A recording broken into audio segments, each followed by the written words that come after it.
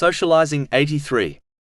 I read a news article a while ago, which I wanted to briefly discuss. It reported on how a person is affected by a friend. There are countless examples in the world of how a person inspired their friend to take the wrong path in life, which caused them serious trouble, such as prison.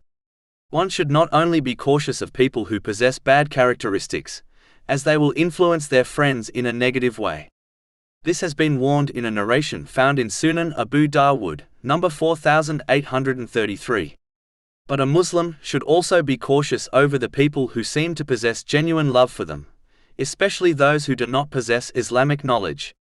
This is because the one who does not possess Islamic knowledge will sometimes advise their loved ones incorrectly, believing they have fulfilled and shown their love to their companion. For example, a wife may advise her tired husband to offer his obligatory prayer at home instead of at the mosque with congregation.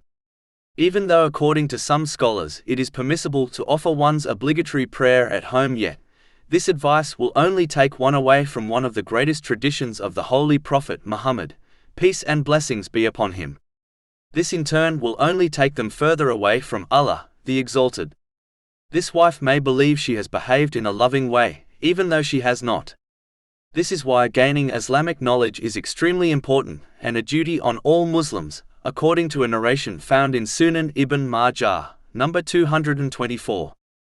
This is because some things may seem difficult outwardly, yet many blessings are contained within them. And many things may seem easy and even lawful, yet they only take one away from Allah, the Exalted.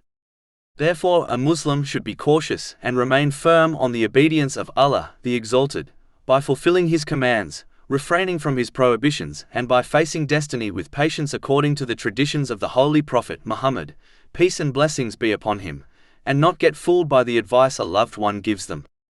They should not assume the advice will benefit them, just because it comes from a beloved companion. They must instead compare this advice to the teachings of Islam, and only act on it if Islam approves of it.